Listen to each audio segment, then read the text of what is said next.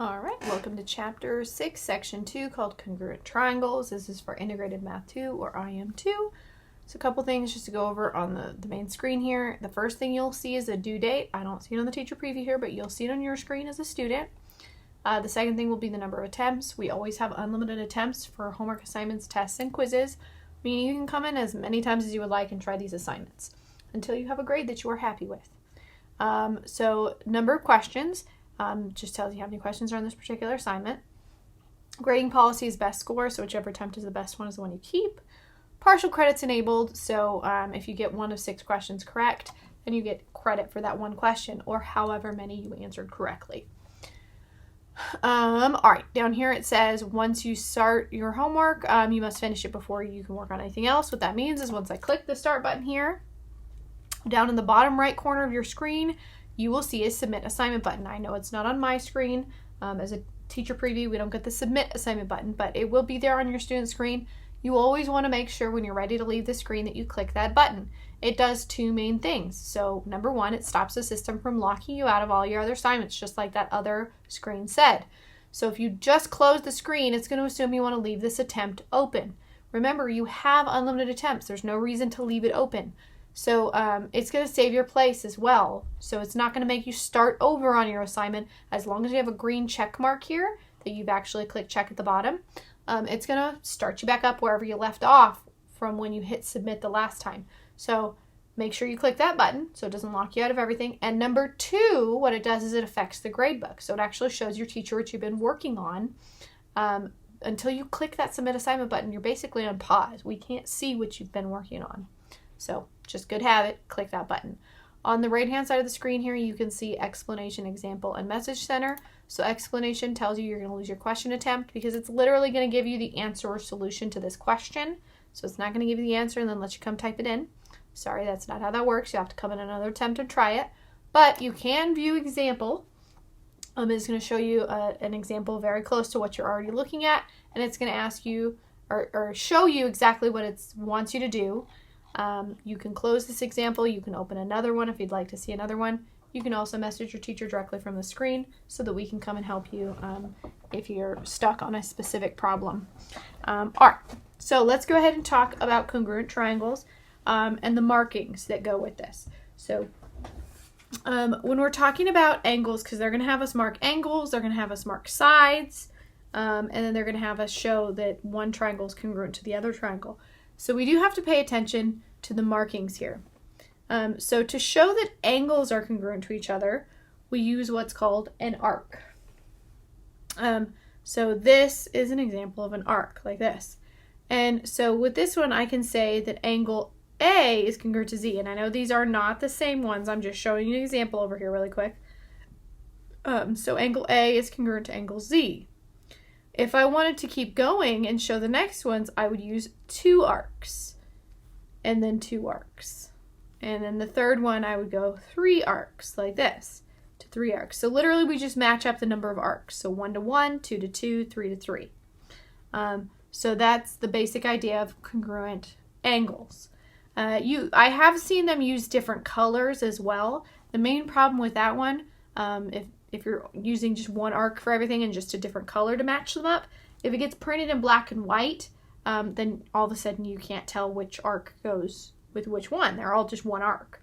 So using the different numbers ensures that, over multiple different types of media, you'll be able to see the congruent angles there. So that's a big reason why we want to use, number of arcs instead of colors.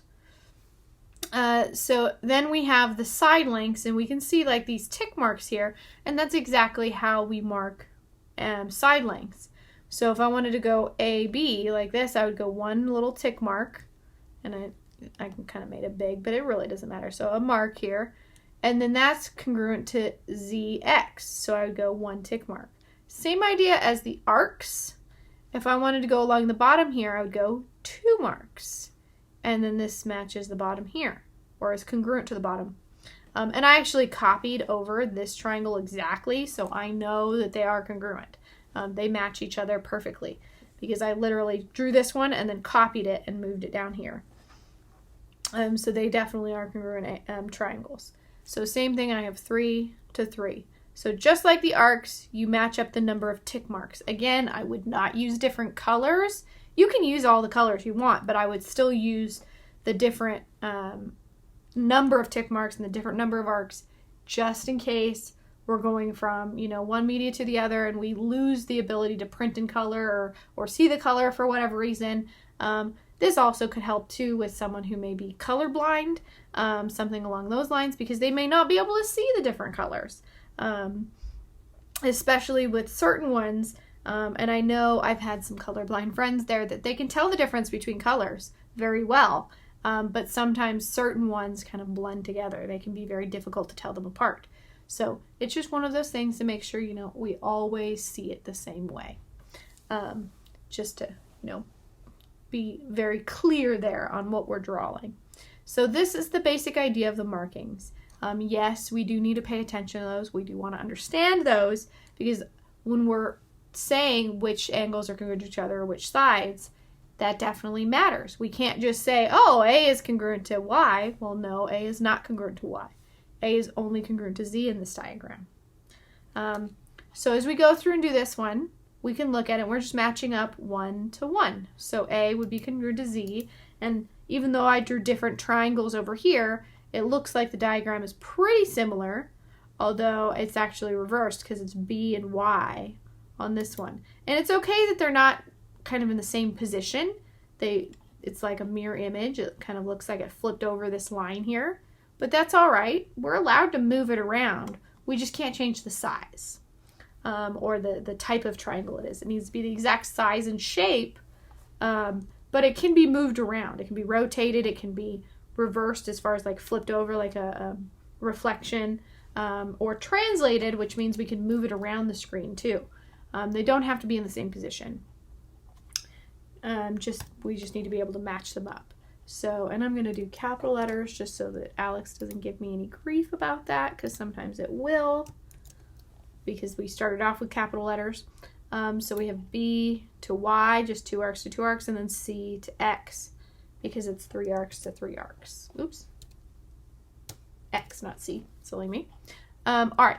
So as we do this, when we're doing the sides, we want to make sure we have A, B.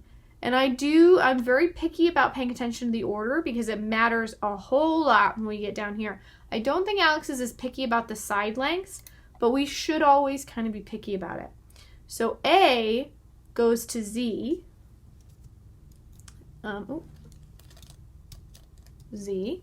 And B goes to Y. So you can actually match them up from what you just did here. A, B, Z, Y. But we can also look at the diagram, and I'm going from 1 arc to 2 arcs across here. So you can do the same thing from here. 1 arc to 2 arcs. I can actually use the angles, the markings, to kind of help me map that a little bit. So now I'm going from A to C, so the top to the bottom, so I'd go to Z and X. Z and X. And again, I'm just using the piece I filled out over here, but I could use the diagram and go 1 arc to 3 arcs. 1 arc to 3 arcs, so it'd be Z to X. I want to make sure I'm going in that same direction. So it's not just about the Z and the X, it's the direction I'm going. Because that also matters. We want them to always be in corresponding order. BC, so BC, so 2 arcs to 3 arcs, so I can go 2 arcs to 3 arcs. It'd be Y, Y to X, and again I can see that BC, YX. All right, so then we're going to do the exact same thing when we come down here, CBA. So I have CBA, and I can look at that as the arcs too when I'm doing that. So I have 3 to 2 to 1. So I'm going to go 3 to 2 to 1. So X, Y, Z. So X, Y, Z, and I can match that up also here. So C goes to X, C and X are first. B goes to Y, B and Y are both in the middle, and then A goes to Z, and A and Z are both in the end. That matters so much. Those need to be in corresponding order, or this will not be correct. So definitely pay attention to the order you're putting them in. All right. So I think I stressed that enough, making sure we're paying attention to the order there. So now we're going to take a look at some transformations. So when we're looking at these guys, and I can do this, hopefully, let's see, can I still use my lasso tool over here? That'd be very convenient. Perfect.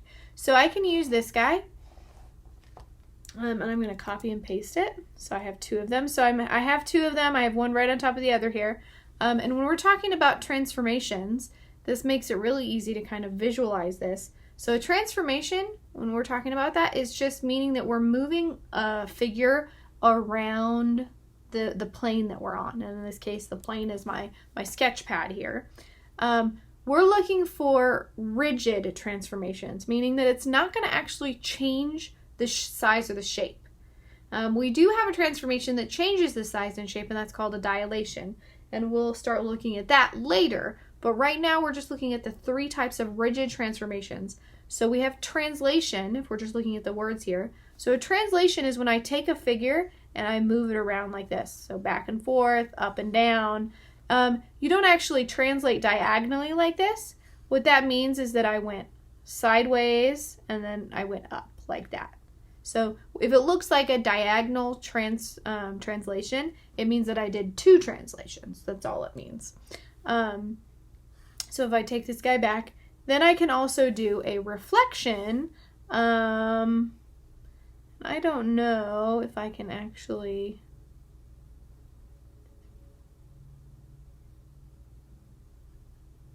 Oh, I can shrink it. We don't want to shrink. That's a dilation. I was kind of hoping... Darn it. I don't think... Let's see.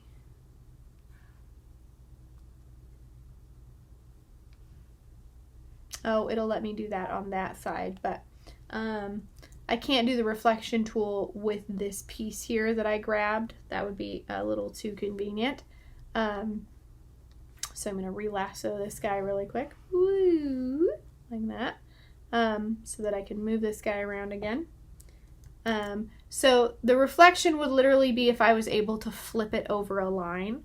So a mirror image, just like we saw on that number 1. Actually, if I go back, that's a perfect example of a mirror image. So I can see that it looks like I just flipped it over this line here. I'm reflecting it. So that's a reflection. A rotation is if I take this guy and I just turn it. So I'm not changing the triangle at all. I'm just rotating it around. I'm moving it. And then I can also translate it. I can also reflect it. So I can do all of these things. And it doesn't actually change the triangle. It just moves it around. So these are just, the pieces we want to do. And I know when we're talking about translations in class, I use the word slide. So it looks like I'm just sliding it around. So this one definitely looks like I just slid maybe the top one down or the bottom one up, however we want to do that. This guy kind of looks like it's spinning. So if we can picture that kind of spinning, this is a rotation.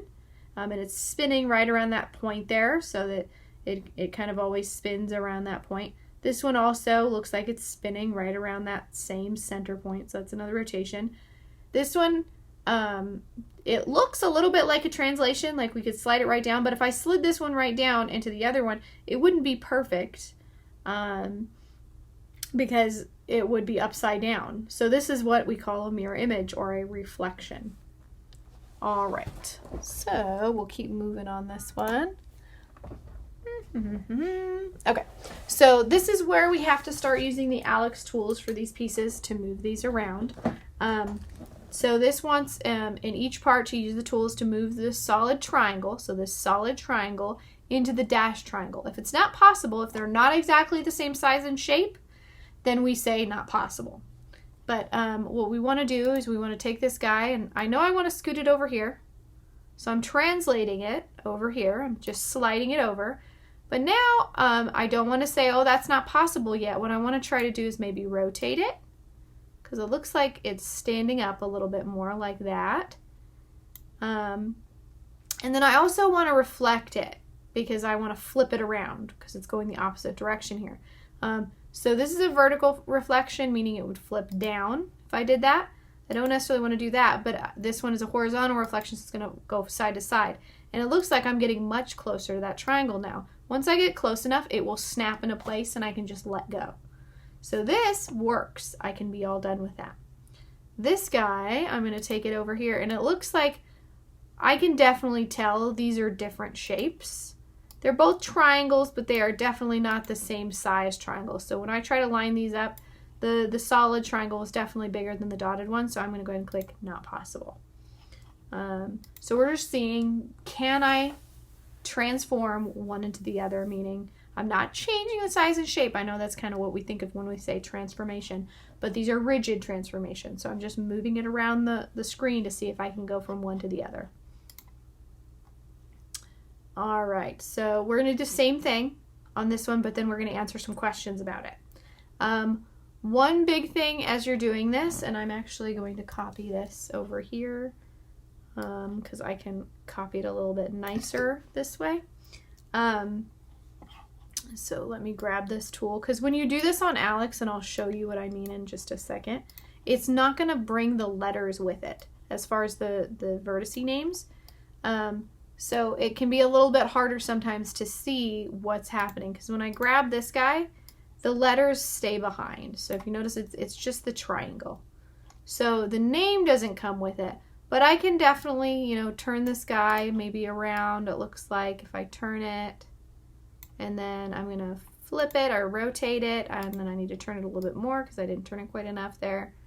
So that looks pretty close. And then I can scooch this over, and that snaps right into place. So they are congruent triangles. They do fit right on top of each other. But if I wasn't paying attention there, I've lost the lettering. Which letters go where? So that's definitely something we need to be paying attention to as we're going. So I'm going to kind of do my little lasso tool here so that I can, turn it. I'm going to use the pencil as I do this because I think that'll work a little nicer. Like that. I'm trying to do it with my other piece there. So I'm going to copy and paste it. And with this one, I want to turn this over like this. And the only bad thing is I haven't quite figured out exactly how to flip it over as far as not rotating, but doing the mirror image. I know I have the tool, but it doesn't really give me the ability. Let's see if I go like this, and then, yeah, see if I turn the lasso tool on, it's not really going to work, but, ooh, okay, I can do that. Oops, why did it?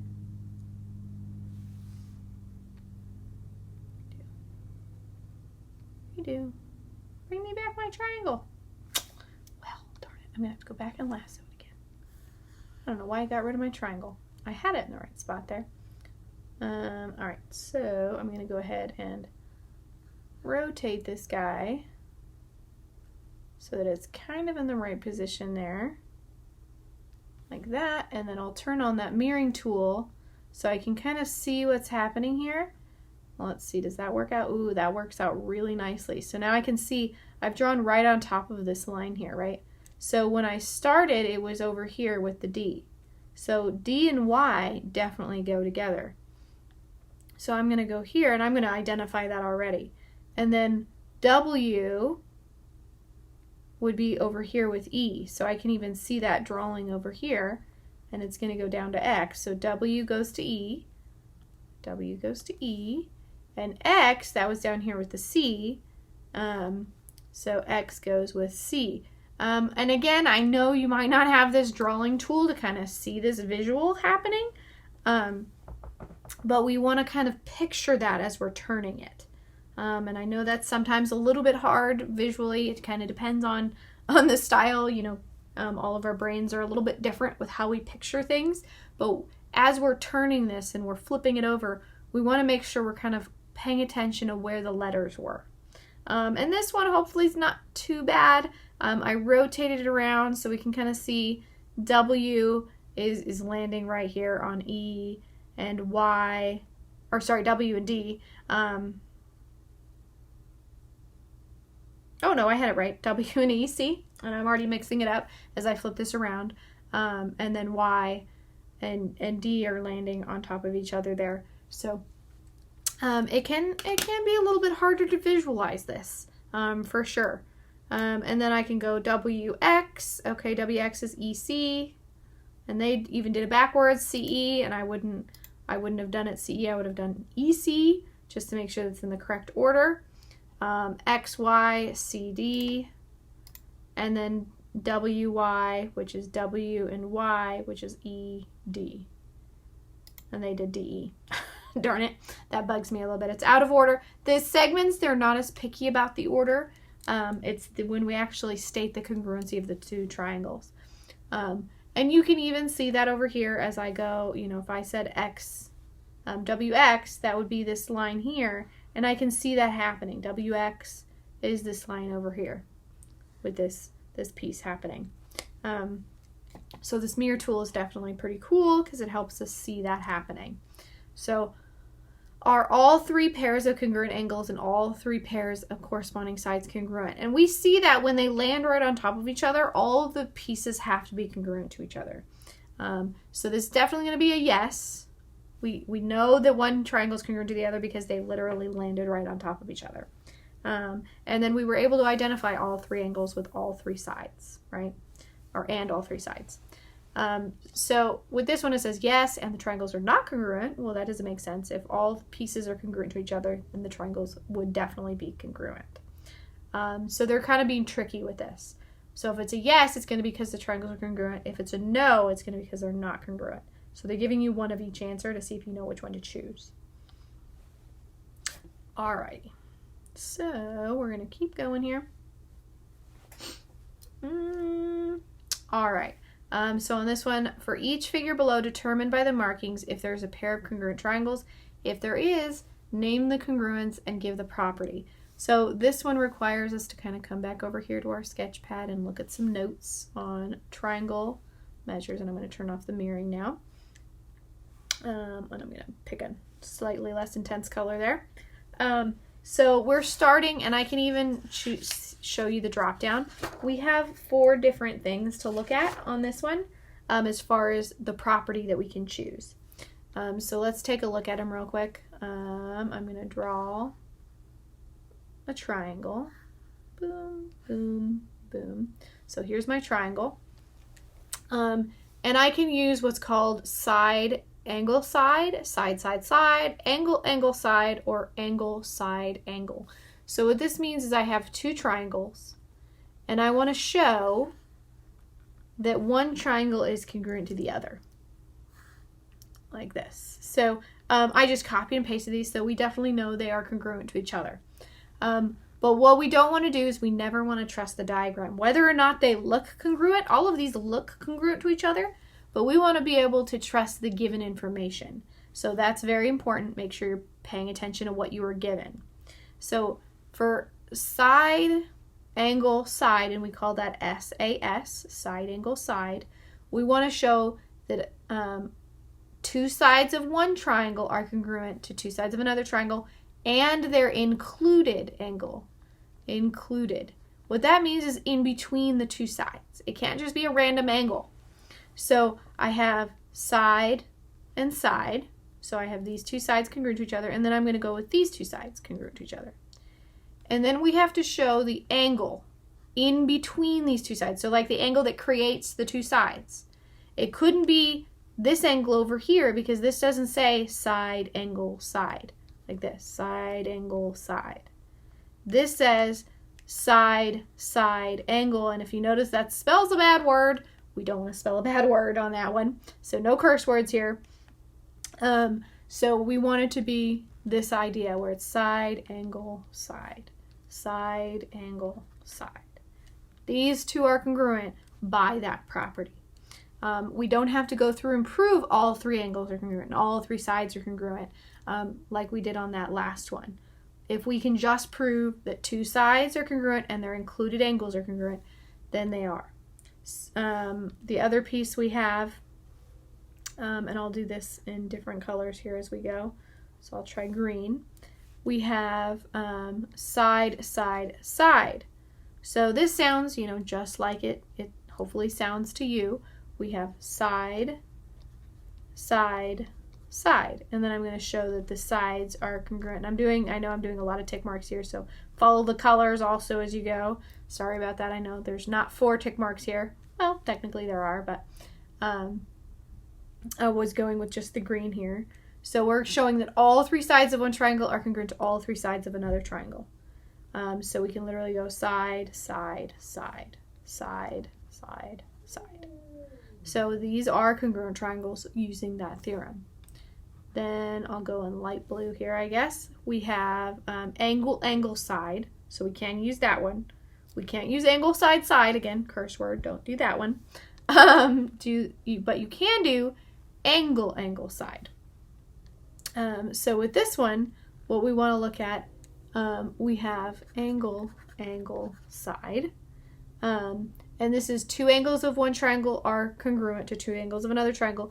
And it's a non-included side. So it's a side that's not in between the 2 angles. Because it's, if you notice, we're kind of following the pattern here. This is in between, so it's included. This S is not in between the 2 angles, so it's not included.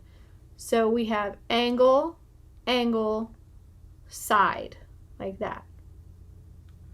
So I can go angle, angle, and then the next side. Or I could have gone backwards and gone angle, angle, side. So it could have also been this one. So I can go angle, angle, side. Angle, angle, side. Okay? So we're kind of reading it that same way. And then the last one, which I guess I will do in pink here, is this angle, side, angle. So we have angle, side, angle. And this is very similar to side, angle, side, but this guy is the included one. The side is included.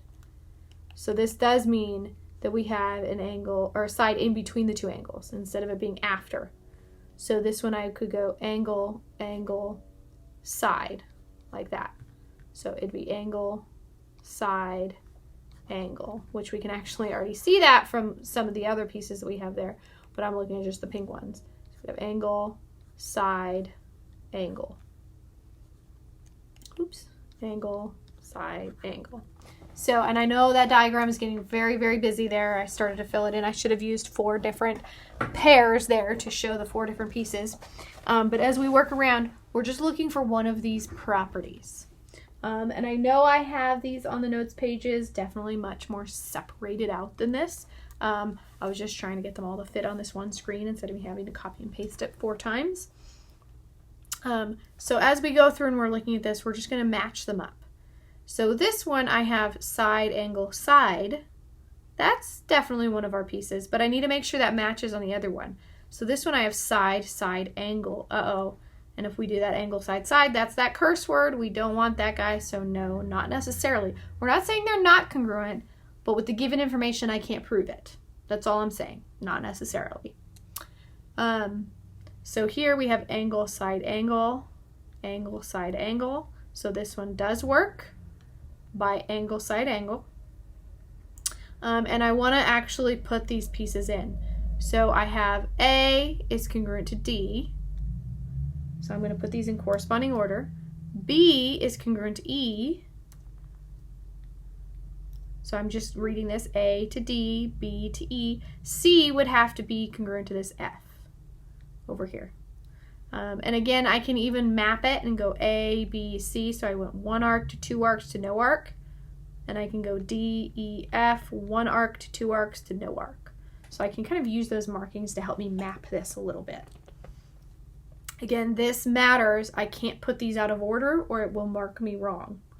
So this order matters. The segment order doesn't always matter as much when you're just doing segment to segment. I think it matters just to practice that idea, but this congruency matters because we have to have them in corresponding order.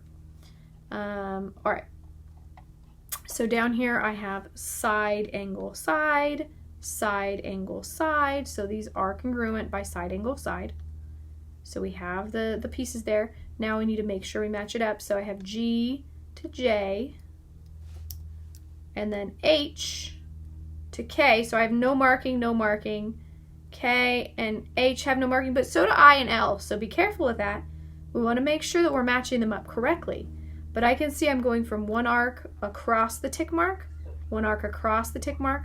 So I and L are going to match up, and H and K are going to match up. So again, I'm just using those kind of markings to help me map that.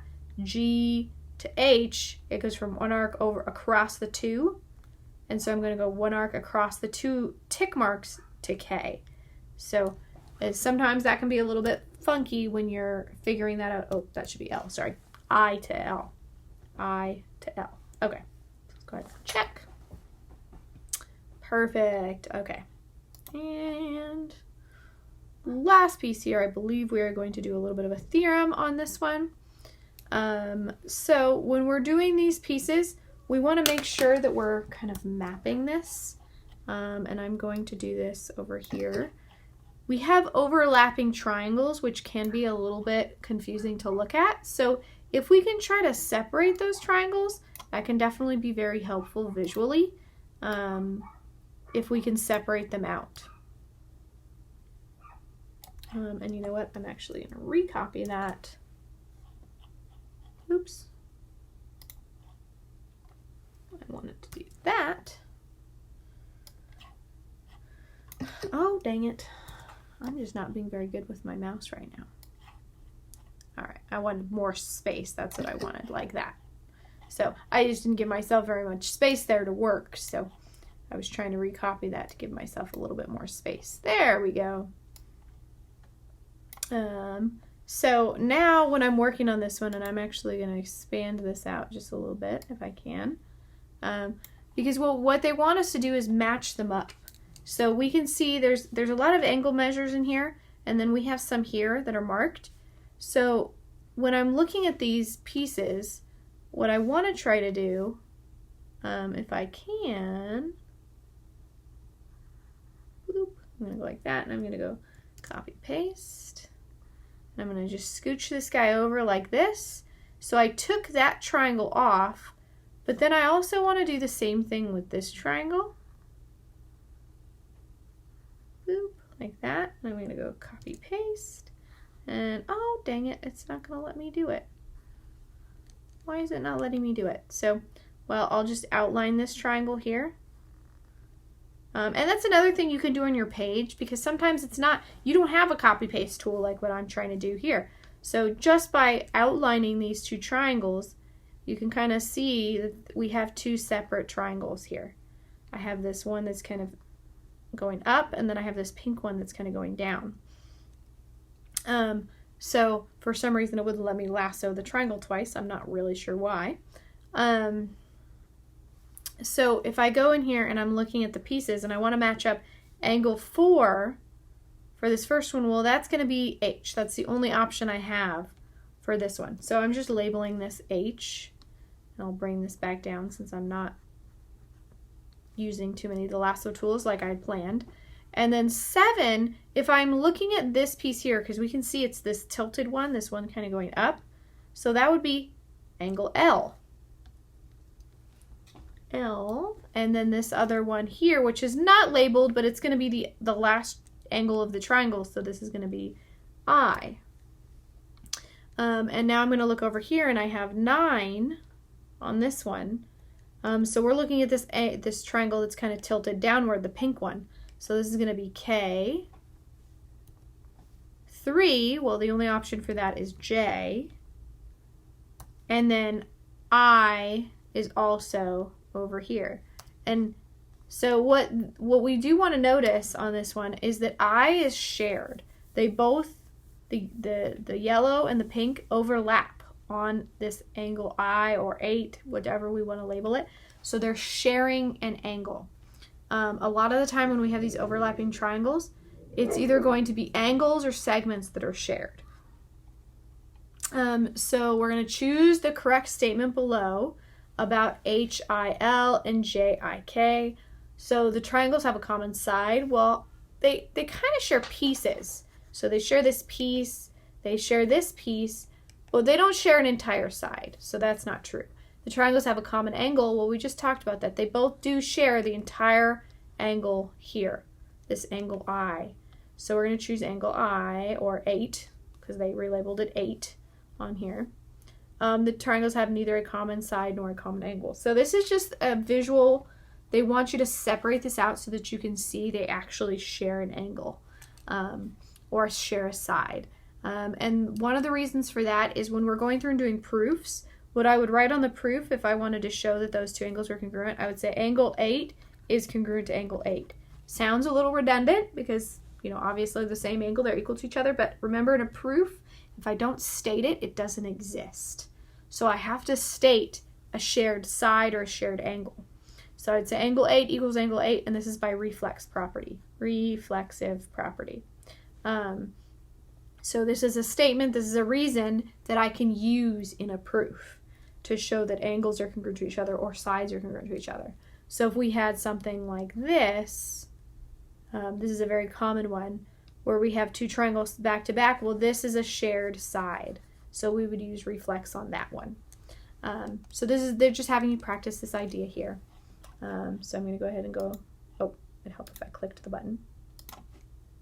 And all right, we are good to go. So that was section 2. I will see you in section 3.